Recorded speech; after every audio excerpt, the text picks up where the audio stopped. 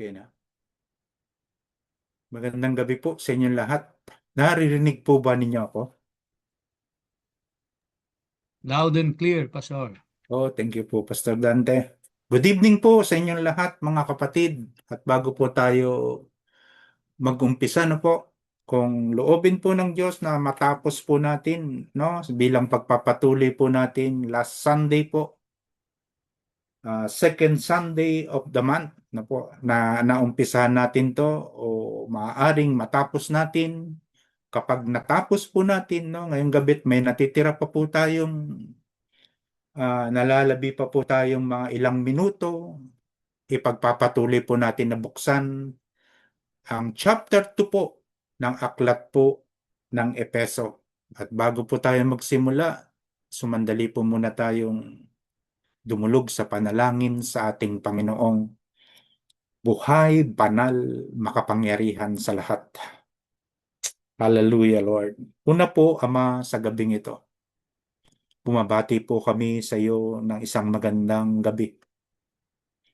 At kami po, Panginoon, ay tinipon mo na magmuli bilang pagsamba namin sa iyo kapag sumasapit ang araw ng Biyernes, ang aming weekend worship service. Ama, ang dalangin at kahilingan ko po, Panginoon, pangungunahan po kami ng iyong dakilang presensya.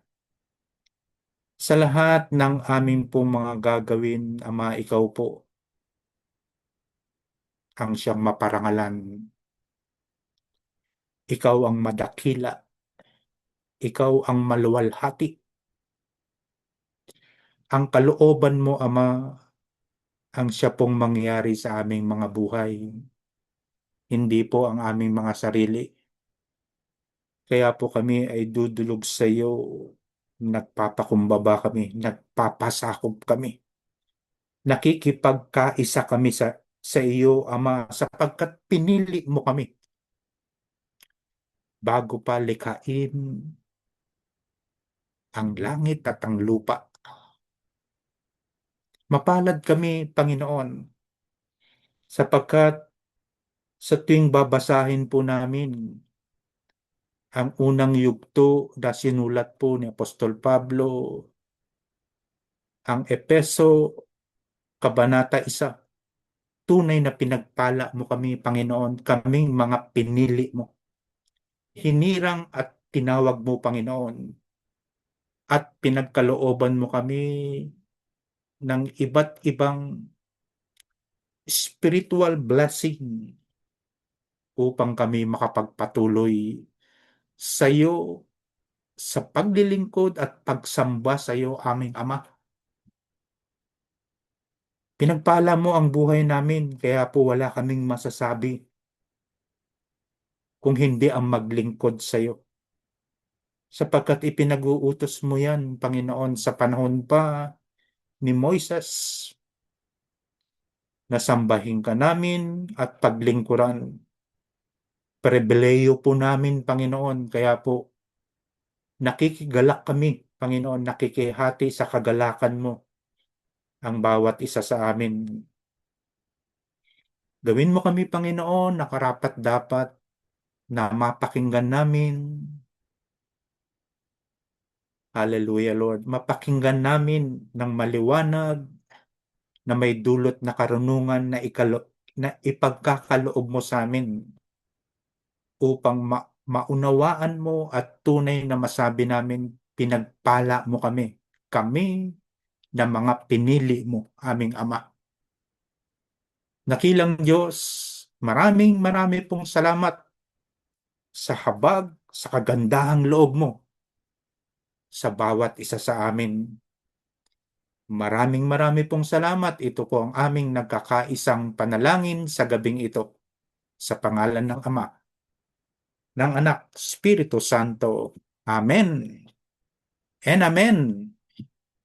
Kamusta na po kayo sa inyong mga tahanan, no? Mga kapatid ko sa pananampalataya. At kami po na mga leader, kasama ng aking senior pastor, na bumabati po sa inyo, no, sa gabing ito. At kami po ay umaasa na nasa mabuti kayong karamdaman, malayo sa anumang sakit, no? At masaya ang ating pamumuhay. Amen po ba? Salamat po, no, sa inyong walang sawang pagsubaybay sa pakikinig at pag-aaral ng salita ng Panginoon. Babalikan ko lang po ito, no, ang paglikha sa katawan. Mabilis lang po ito, no, bago ko po umpisahan kung saan tayo naputol. Binubuo ng 3 persona. At ito ang plano ng Ama. Pinagkalooban niya tayo ng mga pagpapalang spiritual from verse 1 to 3 mula kay Pablo na apostol ni Jesucristo ayon sa kalooban ng Diyos para sa mga hinirang ng Diyos na nasa Epeso at tapat na sumasampalataya kay Kristo. Mga hinirang po, mga tapat na sumasampalataya sa Panginoon. Sumainyo nawa ang kagandahang loob at kapayapaang mula sa Diyos na ating Ama at sa Panginoong Hesukristo.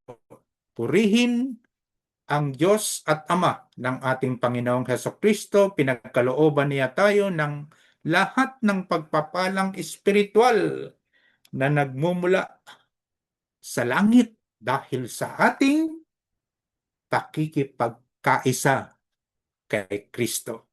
Okay, mahalaga po yung word na pakikipag-isa, no? At yung pong word na pinili, no? Mapapansin niyo po yan, paulit-ulit lang na binabanggit ni Apostol Pablo. Okay, pinili niya tayo, verse 4, bago palikhain ang sanlibutan. Bago palikhain, no? Pinili na tayo ng Diyos. Napakapalad ko po. Napakapalad mo, kapatid. Tayong lahat. Upang maging Kanya, inangkin tayo ng Diyos sa pamagitan ng ating pakikipag-isa kay Kristo. Upang tayo ay maging banal at walang kapintasan. Pinili tayo ng Diyos upang mamuhay na may kabanalan, mga kapatid. Sabi po diyan, banal at walang kapintasan sa harap niya dahil sa pag-ibig, kapatid, sa iyo, sa akin, sa ating lahat, inibig tayo ng Diyos. At tignan niyo po, siya po ang kumikilos sa iba't ibang kaparaanan ng Diyos upang tayo'y makapamuhay ng banal at walang kapintasan ng ating pagkatao. Bakit? Pagharap natin sa Kanya. Mga kapatid, walang masasabi sa atin ng Diyos. Kaya kailangan ng tao, no? At ang Diyos, nakikipag-ugnayan siya. Lord, tulungan mo kung, halimbawa lang po ito, no? Tulungan mo kung makapamuhay sang-ayon sa iyong kalooban na ako'y ilayo mo sa anumang masamang gawain at tunay na turuan mo na maipokus ko ang aking kaisipan, ang aking mga mata, ang aking puso sa iyong salita at turuan mo ko na magsisi at tumalikod sa kasalanan. Yan po yung mga taong namumuhay na banal mula noon at maging sa kapanahunan natin. Namuhay sila sa kabanalan. Hallelujah, tuloy-tuloy lang po, no? Pinili niya tayo upang maging anak niya. Pambihira ang Diyos, no? Ano pang sasabihin natin sa ating Diyos na sinasamba at pinaglilingkuran? Pinili tayong lahat upang maging anak niya. From verse 5 to 6. Yan po yan, no? Sa pamamagitan ni Kristo Jesus ayon sa kanyang layunin at kalooban. Sa gayon ay purihin ang kaluwalhatian ng kanyang kagandahang loob na sagana niyang ibinigay sa atin sa pamamagitan ng kanyang minamahal na anak, walang iba kung hindi ang Panginoong Hesukristo. Ang galing po ng anak. Ang ama kumikilos sa iba't ibang pamamaraan niya. Ang anak kumikilos din po siya sa pamamagitan ng kanyang minamahal na anak. Sabi po sa Roma, ano po mga kapatid, kumpirmahin po natin, no? Ang Espiritu ang nagpapapatotoo kasama ng ating Espiritu. Ang Espiritu ng Diyos, ang Espiritu ng tao, pinapaging isa niya. Okay, kaya binabanggit niya, tayong mga nakipagkaisa, tayong mga tumanggap sa salita ng Diyos, nakipagkaisa tayo sa Kanya, na tayo'y mga anak ng Diyos. And verse 17, at yamang mga anak, tignan niyo po ang salita ng Diyos. I-claim po natin, mga kapatid, yamang mga anak, tayo'y mga tagapagmana ng Diyos at kasamang tagapagmana ni Kristo. Amen. Hallelujah po rin ang salita ng Diyos. Thank you, Lord, sapagkat kung tayo'y kasama niya sa pagtitiis, tayo'y makakasama niya sa kanyang kaluwalhatian. Kaya po mga kapatid, nakita natin ang naging buhay po, no? Physically, hindi natin nakita ang Panginoong Hesukristo. Pero nakikita natin ang kanyang naging buhay kapag binabasa natin, pinag-aaralan ang kanyang mga naisulat, ang kanyang mga katuruan. Amen po ba? Kung siya'y nagtiis ng hirap, mga kapatid, dapat din tayong magtiis ng hirap. Sapagkat kung tayo'y kasama niya sa pagtitiis, tayo'y makakasama niya sa kanyang kaluwalhatian. Tayo'y binayaran ng kanyang anak. 17 to 12, basahin po natin, no? Ano ang ginawa ng Panginoong Hesukristo at ano sa kanyang mga gawang ipinakita? Itinubos tayo sa pamamagitan ng kanyang dugo. Mga kapatid, no? Kung inaalaala po natin, no, ang mga bagay na nangyari po sa Panginoong Hesukristo. Tinubos tayo ni Kristo sa pamamagitan ng kanyang dugo at hindi lang po tinubos tayo nang siya'y mamatay sa krus. Nagkaroon ng kapatawaran ang ating mga kasalanan. Kung walang nagtubos sa atin sa katauhan, no po, bilang tao, si Kristo, nang siya'y mamatay sa krus, wala po tayong kapatawarang dadanasin sa ating mga ginawang kasalanan. Ganoon kasagana ang kanyang kagandahang loob sa atin. Tayo na mga pinili, inangkin ng Diyos. Hallelujah! Meron po ba tayong maidadahilan na ang Diyos ay hindi nating sasambahin bilang isa sa ating na mga pinili ng Diyos? Meron po ba tayong maidadahilan na siya po'y hindi nating paglingkuran? Hallelujah, Lord. Salamat po, Panginoon, sa iyong kagandahang loob sa amin, na ibinuhos niya sa atin ayon sa kanyang karunungan at kaalaman upang maunawaan ng sannilikha, sansinukob ng sanlibutan na napakahalaga po pala ng role ng Ama, ng Anak, at ng Espiritu Santo sa loob at labas ng iglesia. Sa langit man o sa lupa. Hallelujah, Lord. Upang pagdating ng takdang panahon, ay tipunin ang kanyang bayan sapagkat tayo mga kapatid na pinili, hinirang ng Diyos ay kanyang bayan. Bakit? Sapagkat ang salita ng Diyos ay nananahan sa ating pagkatao. Kaya nabanggit po ni Juan, no? Naging tao ang salita at nakipamuhay sa piling namin. Kaya niya po nasabi yun. Buhay na buhay po ang salita ng Diyos at hindi po siya namatay kailanman. Ipinakitang namatay siya. Ngunit pagkalipas po ng 3 araw, mga kapatid, siya po'y maling nabuhay. Ang Ama ang nagbigay sa kanya ng karangalan. Ang Ama ang nagbigay sa kanya nang siya'y muling buhayin ng Ama. Ipinaunawa sa atin ng Diyos ang hiwaga ng kanyang kalooban ayon sa kanyang layunin na isa sa katuparan sa pamamagitan ni Kristo. Hallelujah, Lord.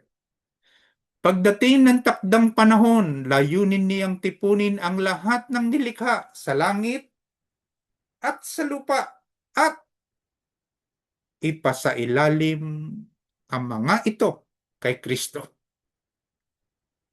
Bakit po? Tignan po natin, no? Kaya po, ang laki po ng role sa panahon po na yon, no? Nang nabubuhay pa po ang Panginoong Jesucristo at nakikisalamuha po siya, no? Sa mga disipulo niya, no? Sa mga believers nung kapanahonan na po siya nasa lupa pa. Bakit isinagawa ito ni Jesus? In verse 11 and 12, upang parangalan ng Ama. Upang parangalan at luwalhatiin ang Amang nasa langit sa katauhan po ng Panginoong Hesukristo, mga kapatid. Yeshua, ang kanyang tunay na pangalan. Kami, si Apostol Pablo po, kami ay pinili ng Diyos mula pa sa simula na maging kanya sa pamamagitan ni Kristo ayon sa kanyang plano. Ang Diyos, tignan niyo po ang Diyos amang nasa langit, ang Diyos ang gumagawa sa lahat ng bagay ayon sa layunin ng kanyang kalooban. Sinusunod ito ng kanyang anak.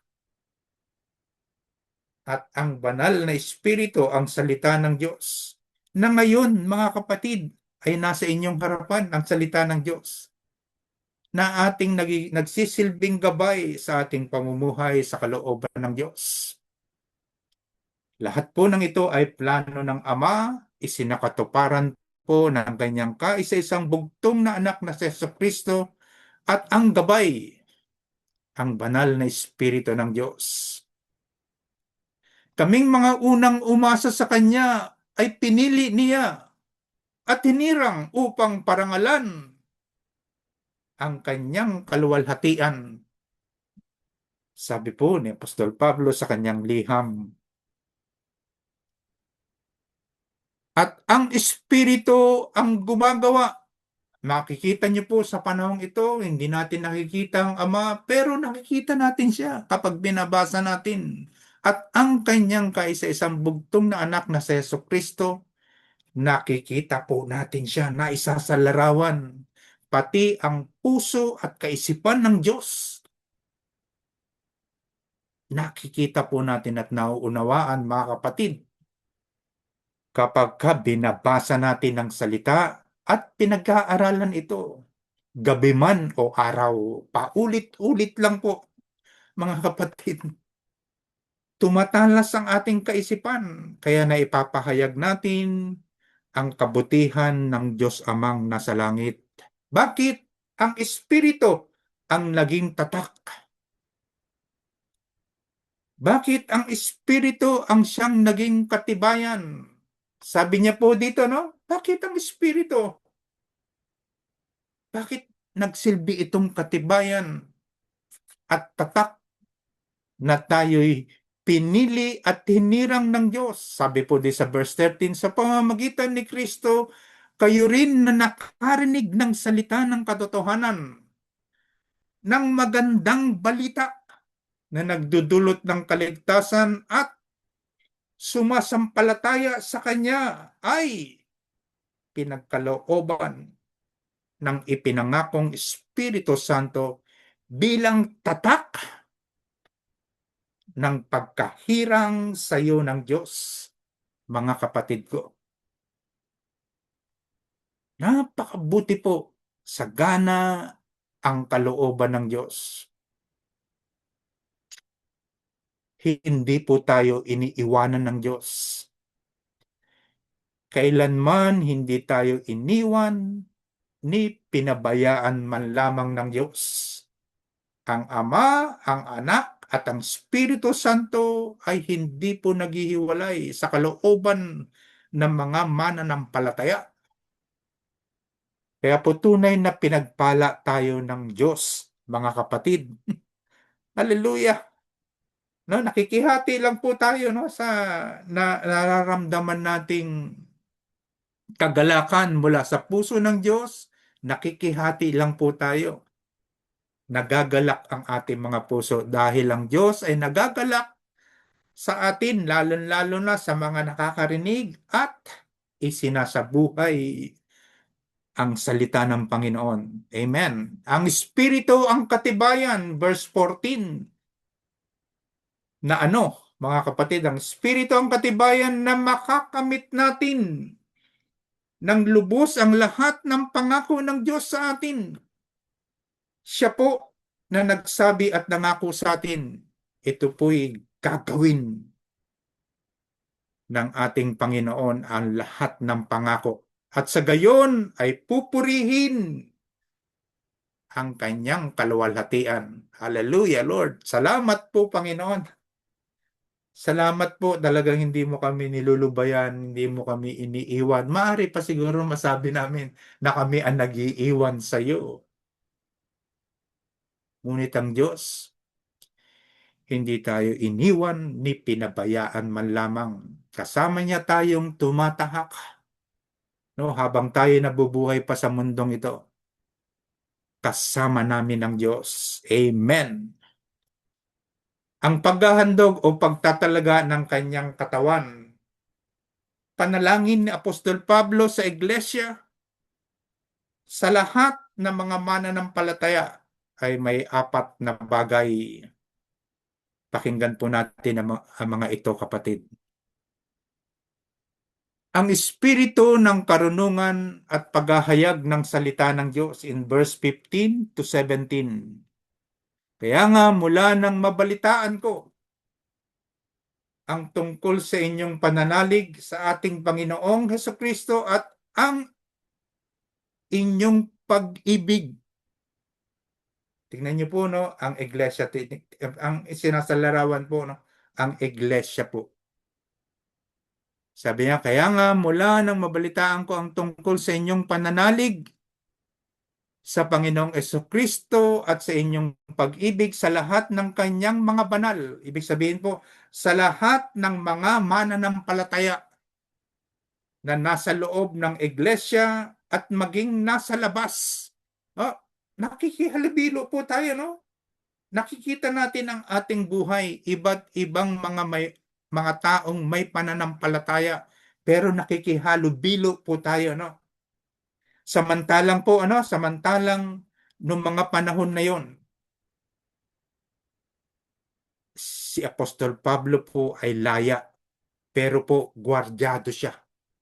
Pag binasa niyo po yung Book of Acts, no, aklat ng mga gawa, ipinapakita po doon, isinasalarawan na yung panahon na yan po ay natatanikalaang bakal, no, sa kamay at sa paa si Apostol Pablo, pero nakakalaya po siya, nakakalakad siya, pero gwardyado po siya. Yan po yung istorya ng buhay niya po nung kapanahonang yan. Kaya niya po naisulat yung pinaka niya po, content ng liham na ito po, no? Tuloy lang po tayo, mga kapatid. Walang tigil ng mabalitaan niya po. Walang tigil ang aking pasasalamat. Walang tigil ang pasasalamat ko sa Diyos para sa inyo ng aking mabalitaan na kayo'y nagmamahalang magkakapatid sa pananampalataya. Sabi niya pong ganun, mga binanal. Hindi ko nakakalimutang ipanalangin kayo, sabi ni Apostol Pablo. Idinadalangin ko sa Diyos ng ating Panginoon, Heso Kristo, ang maluwalhating Ama, na pagkalooban niya kayo ng espiritu ng karunungan, pagpapahayag tungkol sa Diyos upang lubos ninyong makilala. Ang sabi niya po, no? Ayan po yan, no? Yung binigay sa kanila, no? Bilang mga mananampalataya. Okay, ang espiritu ng karunungan, letter A, at pagpapahayag ng salita ng Diyos in verse 15 to 17. At pangalawa, ang pangakong pag-asa sa mga banal. Verse 18, para sa lahat ng mga tinawag niya. Basahin po natin. Naway liwanagan ng Diyos ang inyong mga puso upang malaman ninyo ang pag-asa. Pag-asa po, no? Tandaan po natin, ito po yung pag-asang binabanggit for the future sa walang hanggang buhay. Sa kabilang buhay, ano po?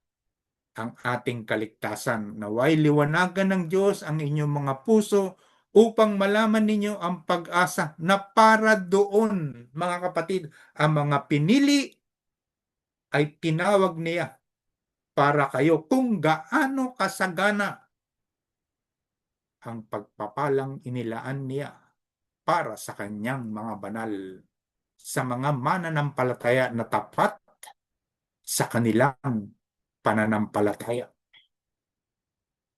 Purihin ang salita ng sa pamamagitan ng kanyang kapangyarihan. Sa pamamagitan ng kapangyarihan ng Ama. Verse 19 to 20a. Basahin po natin ang sinasabi po ng salita ng Diyos. At kung ano ang di masukat niyang kapangyarihan na kumikilos sa atin na mga nananalig sa Kanya, ang dakilang kapangyarihan ding iyon. Hallelujah. Ang muling bumuhay kay Kristo. Mga kapatid, balikan lang po natin ang verse 19.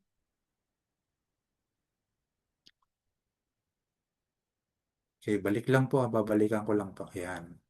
At kung ano, hindi masukat niyang kapangyarihan na kumikilos sa atin na mga nananalig sa Kanya, ang dakilang kapangyarihan ding iyon. Verse 20. Ang muling bumuhay kay Kristo. Kung ang pagkabuhay na magmuli ng ating Panginoong Hesukristo, mga kapatid, sa atin po na mga pinili, hinirang at tinawag ng Diyos, mga kapatid, makakamtam natin ang pagkabuhay nating muli. Mamamatay ang ating katawang lupa. Ang ating katawang ito, mamamatay po. Pero yung Espiritu at Espiritu ng Diyos na nakipagkaisa tayo sa Kanya, mga kapatid, ay napakalaking halaga. Kaya po, kung ang Panginoong Hesukristo ay binuhay na magmuli ng Ama, tayong mga sumasampalataya sa Kanya ay muli niyang bubuhayin. Hallelujah. Pangako po ng Diyos yan. Balikan po natin, ha? At kung ano ang di masukat niyang kapangyarihan na kumikilos sa atin na mga nananalig sa Kanya, ang dakilang kapangyarihan ding iyon, ang muling bumuhay kay Kristo. Hallelujah. Napakasagana po ng iba't ibang espiritual na pagpapala ng Diyos sa ating mga hinirang ng ating Panginoong Hesukristo. Ang katungkulan ng anak, si Kristo po ay pinaupo ng Amang Banal sa kanyang kanang trono. Basahin po natin ito, mga kapatid. At nag-upo sa kanya sa kanan ng Diyos. Sa kalangitan, hindi lamang po yan, no? Mga kapatid, no? Basahin po natin ang susunod ng mga talata. Mula roon ay namumuno si Kristo sa lahat ng paghahari, kapamahalaan, kapangyarihan, at pamunuan sa kalangitan. Higit na dakila ang kanyang pangalan. Mga kapatid, higit na dakila ang kanyang pangalan kaysa sa lahat. Hindi lamang sa panahong ito, maging, tingnan niyo po ha, hindi lamang sa panahong ito at present, at maging sa panahon, kundi maging sa mga darating na panahon. Hindi lamang at present and in the future, magpapatuloy ang paghahari ng kanyang kaisa-isang bugtong na anak na si Jesucristo. Hallelujah, Lord. Si Kristo ang mamumuno at hinirang na siyang ulo ng iglesia.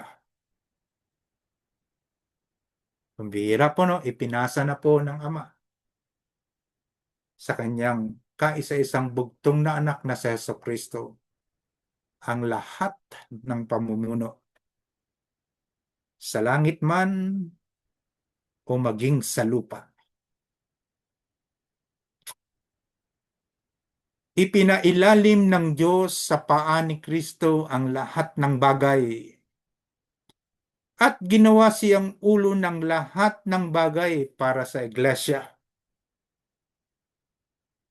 Iglesia ang mga lahat ng mga sumasampalataya sa Diyos, mga kapatid, ay nasa ilalim ng pamamahala ng ating Panginoong Hesukristo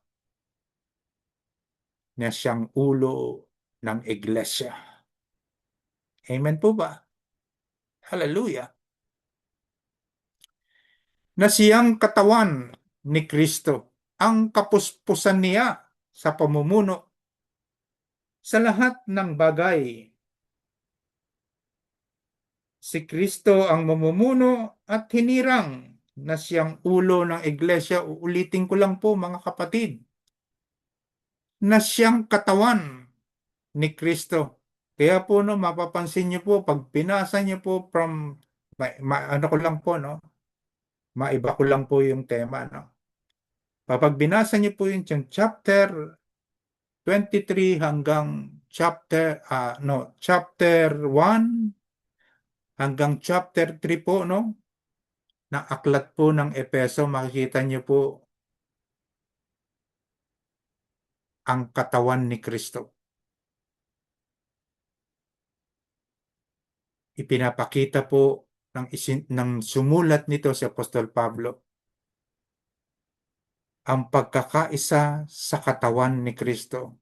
At pangalawa, from chapter 4 to chapter 6 ng book sa aklat po ng Epeso ay mapapansin niyo po ang pagkakaisa sa katawan ni Kristo. Unity in Christ and unity in the body of Christ. Kaya po dalawang buod, no, dalawang konteksto po ang pinapakita nito sa anim na chapter po na binabanggit sa aklat po ng Epeso. Okay, tuloy lang po tayo, ha? Sabi po dito, bilang malapit na po tayong magtapos, no? Saktong-sakto lang po, no? Sabi sa Ephesians chapter 3, beginning verse 19 to 21, at naway maunawaan ninyo ang pag-ibig ni Kristo na hindi kayang abutin ng pag-iisip at sa gayoy mapuspos kayo ng buong katangian ng Diyos. Ano po ba ang maaari nating ibigay bilang katangian ng ating Diyos.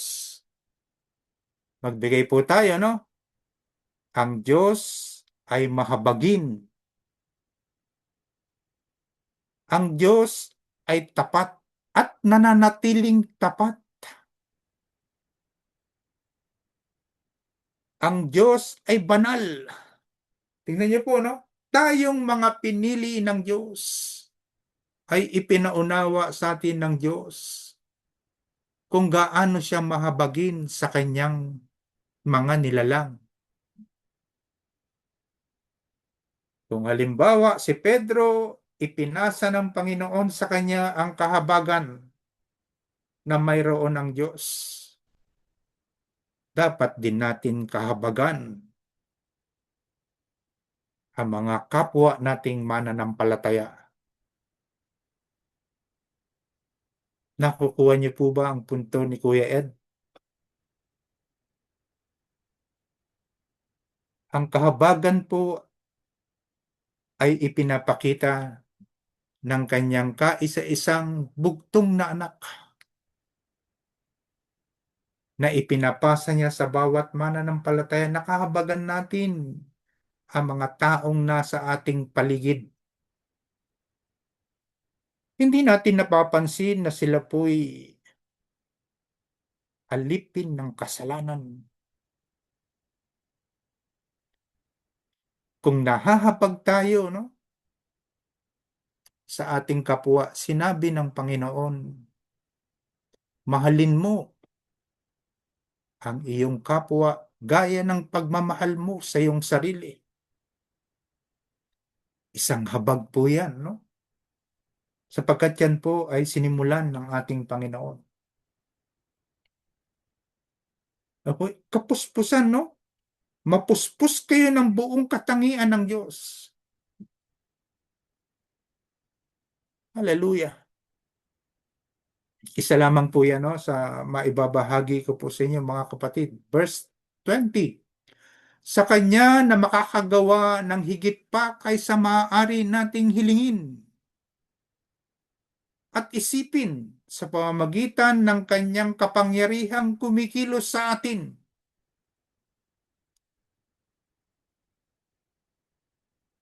Ulitin po natin, mga kapatid, sa Kanya na makakagawa ng higit pa kaysa maaari nating gawin.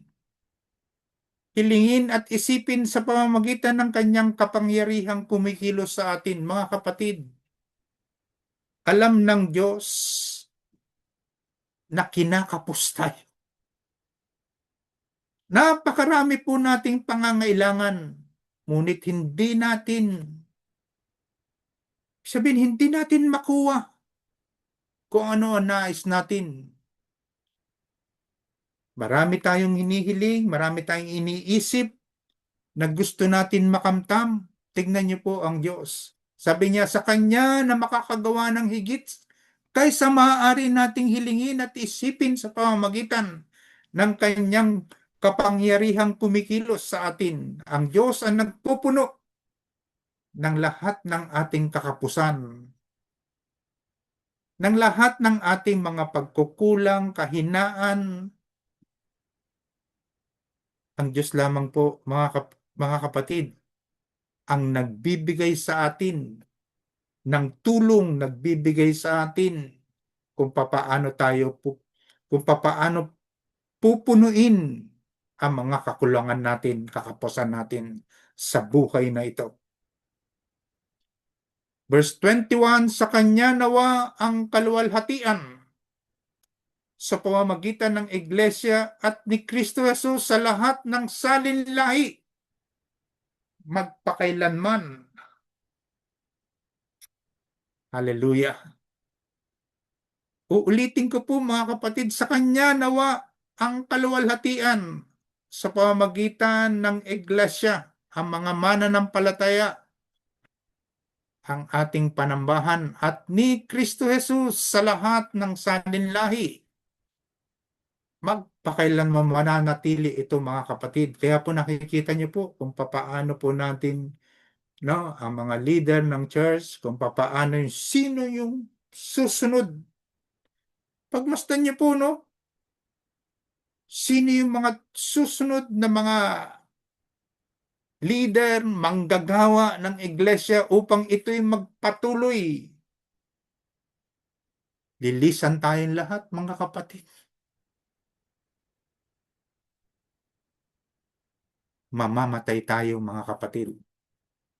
Kaya ngayon pa lang po, no, habang tayo'y nabubuhay, paghandaan na po natin ang mga pagkakataong ito, mga kapatid.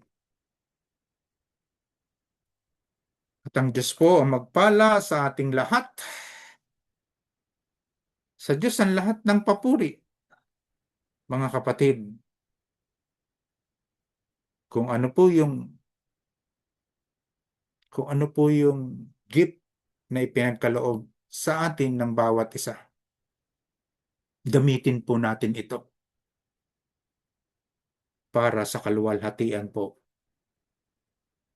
ng pangalan ng ating Diyos Amang nasa langit. Salamat po sa inyong walang sawang pakikinig at sa mga darating po na susunod na buwan, ipagpapatuloy po natin. Maaari nyo na pong basahin yun, ha? Chapter 1 to 6 ng aklat po ng Epeso. God bless you sa inyong lahat. In the name of the Father and of the Son and of the Holy Spirit.